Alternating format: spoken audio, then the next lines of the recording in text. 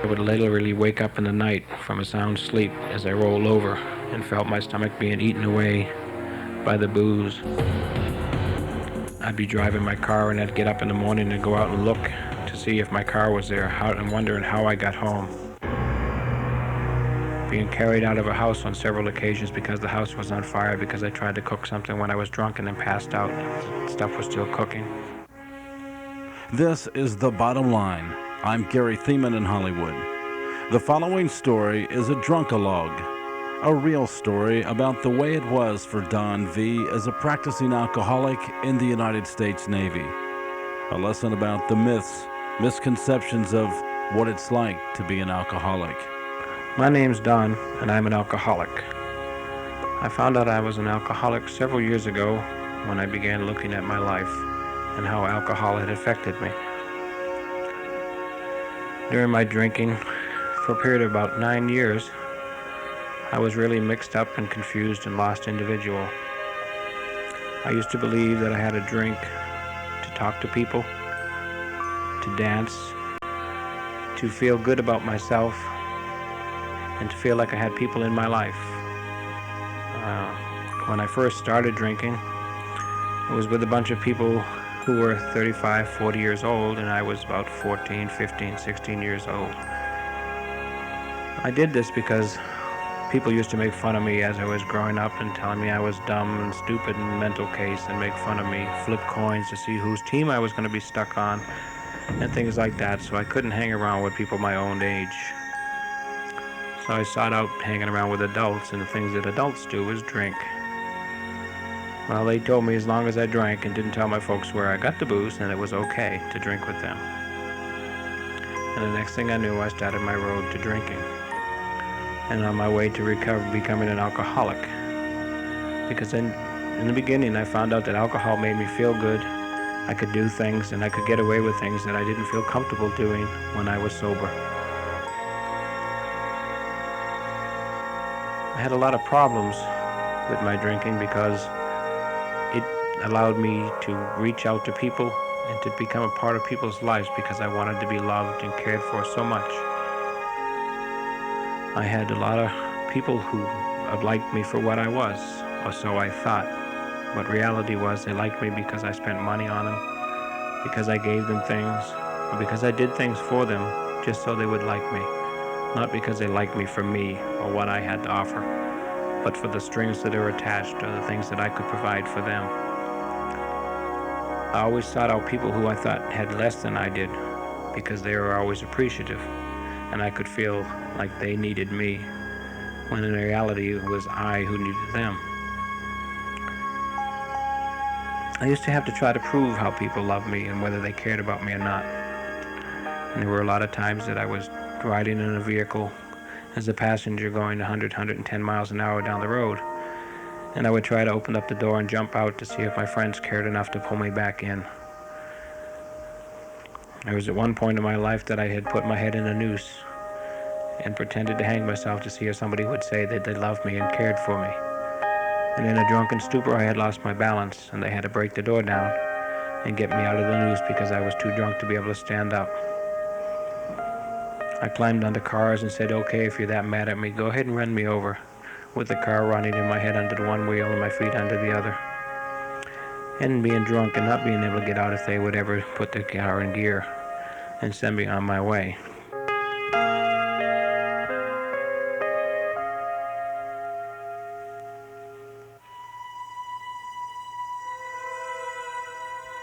In my younger years, between the ages of 5 and 14, I had been sexually abused by my babysitter, who was a male, and made me his sex toy.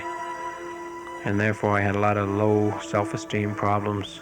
I felt dirty and guilty and ashamed of what had happened to me, and like it was all my fault.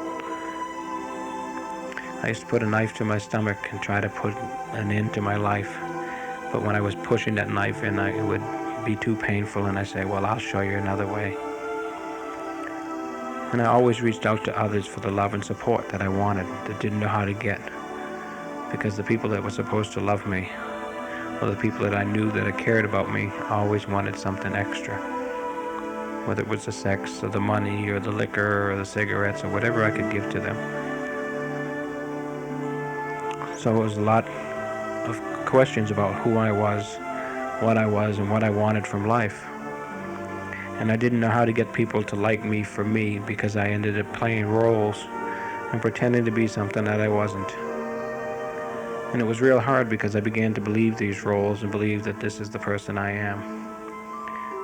And what it was is I needed to be needed, and I needed to care for somebody because I wanted them to care about me. And I sacrificed myself to get that. It wasn't easy being able to face these things, and it gets real painful at times to recollect or remember what you went through, or what I went through, I should say, because it reminds me of things that made me uncomfortable. But today in recovery, I have freedom, because I don't have the pain and the hurt. I have the memories. The memories will never go away, but I don't have the guilt and the shame and the burdens of the pain that goes with it. I'm free of me. The painful thing is just being able to give yourself permission to look at yourself and find out that I can be loving and caring without sacrificing my ideals or my morals or myself for any reason or any purpose. That no matter what happened to me as a child, I wasn't responsible for it. I can't control what other adults or other people did to me. And then I had to find forgiveness for myself. And if my friends or my family or other people forgave me, that was an additional blessing. But I had to forgive myself and accept the fact that this is what Don is and what Don's about. This is what Don was made up of, and the things that he did in life. And through this, I learned that I can be loved and I can be cared for without sacrificing myself, or without turning to the bottle, or turning to drugs, or going back to the old behaviors of acting out or giving in all the time at the expense of myself. And sometimes today, even after several years of recovery, I still have problems of falling back and getting into the old routine when I find I get attached to somebody or try reaching out a little too much and try to do the work for you or for them. And then I have to recheck myself or get back involved in what was going on with me and why I'm feeling this need and what is not being met in my life. I got sober on a little island called Midway, and when I turned around and went to my boss and told him that I had a drinking problem, my chief told me, he says, "Don, you don't have a drinking problem." And I said, "Yes, I do." I says, "I'm taking 16 pills a day to keep my stomach straight. And when I'm supervisor of the watch and this guy's over here sleeping around with somebody else and this one's out here smoking a joint or something and I'm supposed to be the supervisor of the watch, if you can tell me I don't have a problem, then I'll believe you." It took me a lot to get to that point and to find out that I had to admit to somebody else that I was alcoholic and I had a problem and I needed help. What got me to that point was taking 16 pills a day to keep my stomach straight. The doctor had given me medicine to keep my stomach in order and to deal with the acid buildup and the burning and the sensations that I was having in my stomach. I would literally wake up in the night from a sound sleep as I rolled over and felt my stomach being eaten away by the booze, the things that were going on inside internally from my disease of the alcoholism. Having alcohol hepatitis, I thought that was all normal. I didn't know that people didn't die at night with burning sensations and didn't have to throw up and be sick, and it was just a part of being drunk. I didn't know I was diseased and had an illness. But I had a 20-year-old kid come to me and say, "Don, I'm sick and tired of you being sick and tired. You can choose me as a friend, or the bottle as a friend. The choice is yours, but I'm not going to stand around and watch you do what you do anymore." And it's nothing that somebody hadn't said before, but at this point in time in my life, I had realized that I was sick and tired too. And this person was real important to me. And that was on December 2nd, 1978. And that's when my recovery began. Because my last drunk on Midway Island, I drank a quart and a half of liquor, and I was drinking with my buddies and my friends, and when they went home, I drank another 6-pack or so. And as I was climbing into my bed, I was using the dresser drawers for steps up into the rack because I had slept in the top rack of a bunk bed set. And as I was climbing into the rack, the dresser drawers fell on top of me, and there I was lying stark naked underneath these dresser drawers, not being able to get up, not to do anything about it. It was a pretty embarrassing state to wake up in, or to have your friends find you in. There were many blackouts through the years, periods of giving up, trying to find ways out of not caring, not dealing with life, not being responsible. I'd be driving my car and I'd get up in the morning and go out and look to see if my car was there, and wondering how I got home. Being carried out of a house on several occasions because the house was on fire because I tried to cook something when I was drunk and then passed out and stuff was still cooking. And reflecting all back on that, that's when I made my decision that my friend was right. I needed to get help, and I needed to choose between that or the bottle. And that's when I went down and turned myself into the treatment program. Usually for the alcoholic, he even wants recovery on his terms. But once again, life on his terms caused most of his problems. It was through a hospital treatment program in the Navy that allowed Don to take a good look at himself, and through the program of Alcoholics Anonymous, just how to deal with life on life's terms. My treatment program began walking into a counselor and telling him, I have an alcohol problem. And he said, I've been waiting for you. I've been watching you for the couple of months that you've been on this island, and you drink a quart to a quart and a half of liquor a day. And when you're in a drinking mood, Don, you drink 2 or 3 6-packs on top of that. He says, I've watched you walk down the island here, around the island on the road, just carrying a bottle of whiskey or whatever and drinking it straight out of the bottle. And it was just a matter of time till you came to the conclusion that you had to have help. He told me that I was going to go into a treatment program after we had done an interview and talked about what was going on and how I was feeling and where my booze had taken me.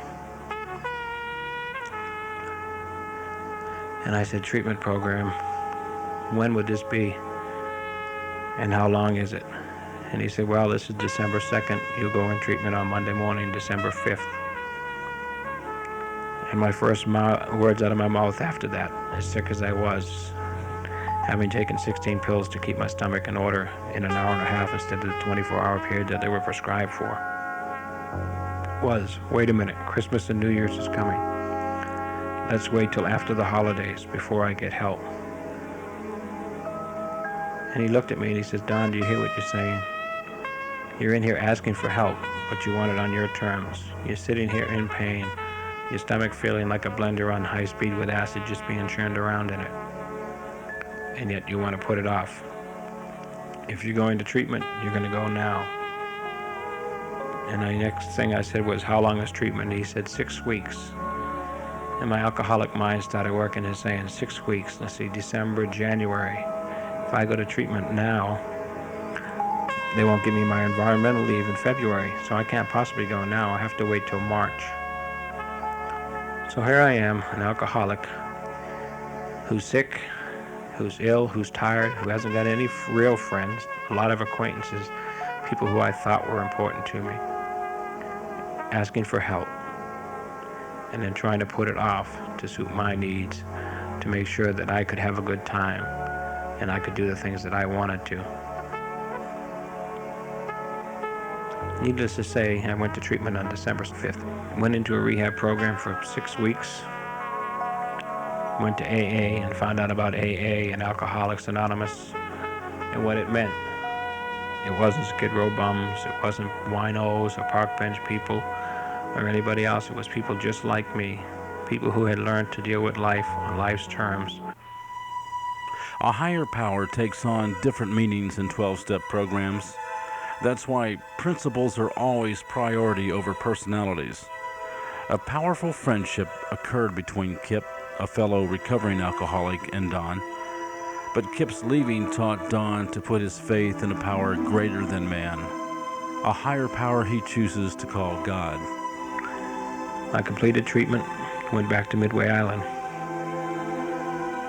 And this is where I started getting in touch with my higher power.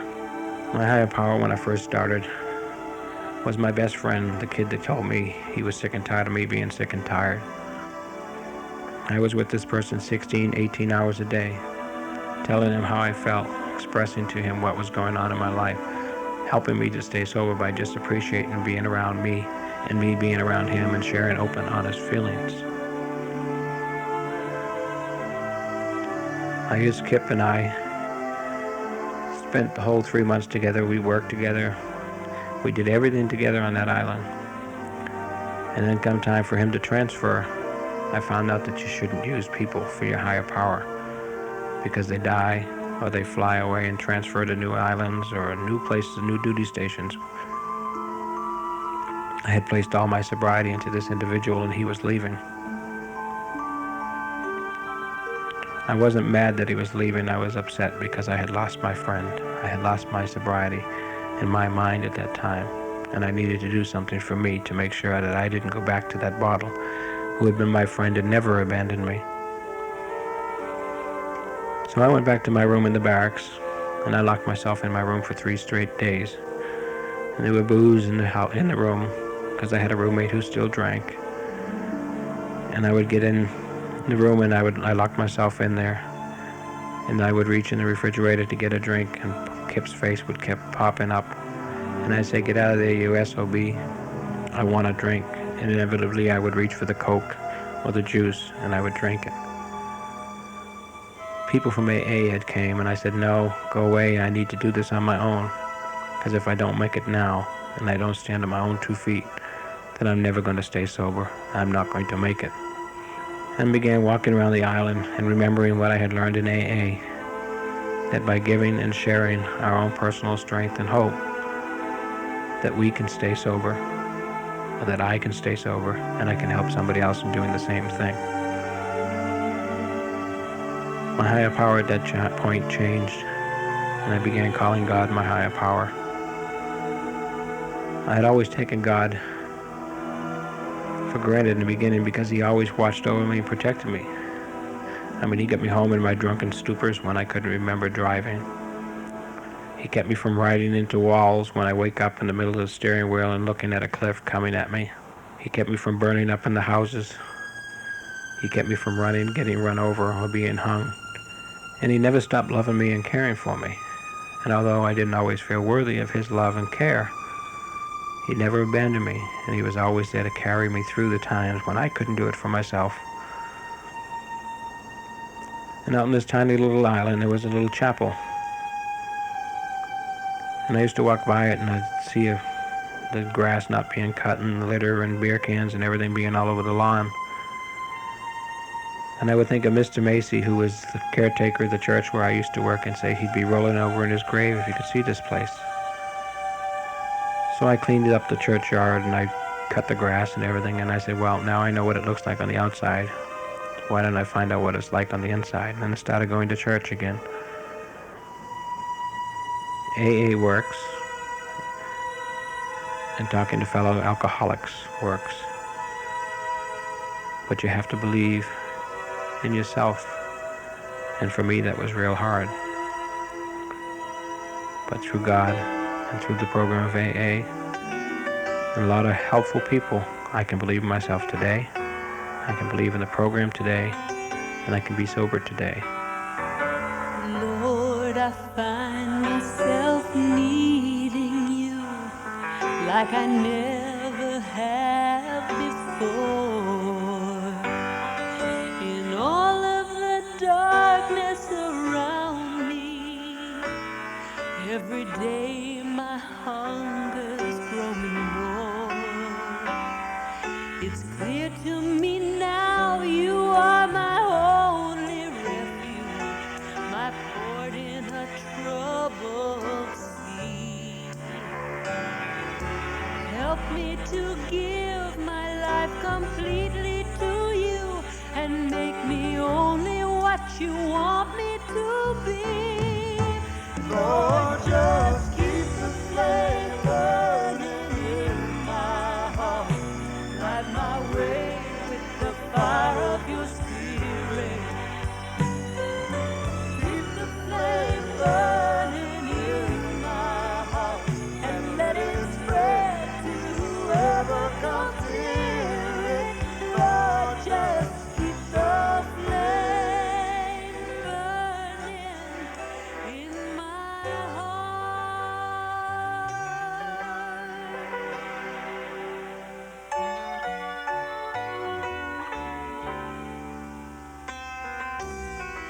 Children, he knows what you're going through.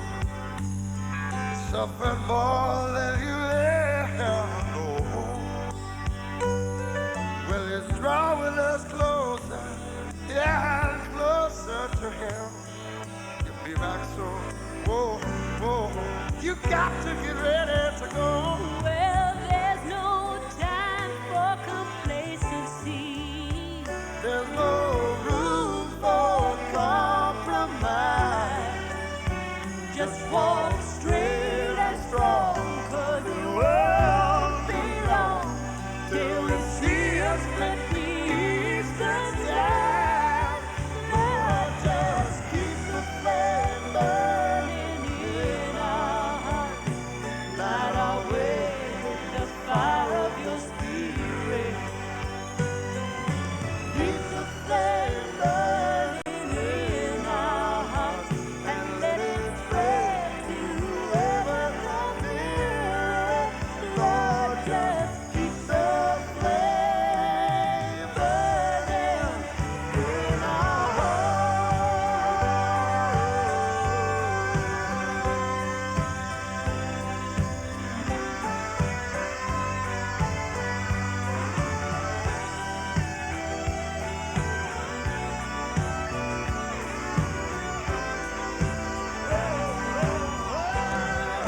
Lord, just keep the flame burning in our hearts. Light our way with the fire of your spirit.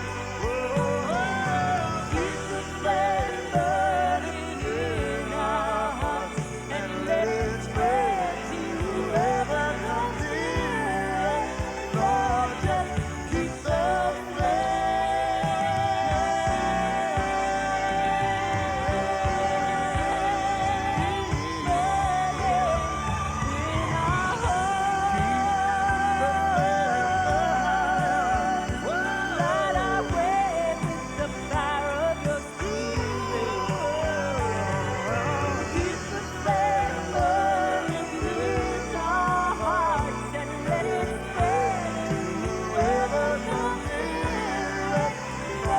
just keep the flame burning in our